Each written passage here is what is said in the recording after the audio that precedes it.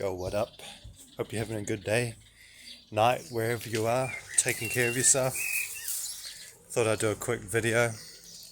Saw something interesting actually. The thing about mindfulness is it's important to take our beginner's mind with us, and so that means like looking at things like a beginner, not assuming we're an expert, because when we have our beginner's mind, things can jump out to us that we weren't expecting, like this. These beautiful little flowers there, check them out. They're so cute.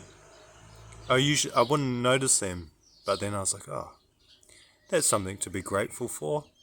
These beautiful little flowers. And here's something else I wanted to show you. Some birds singing.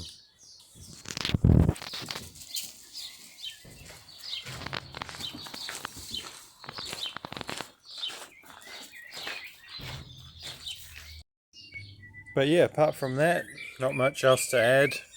Just hope you're doing well. Take care. Wishing you well. And ciao. And look at this cute little teddy bear just in the garden. And cute little marble waiting by the gate. Good one, Marbs.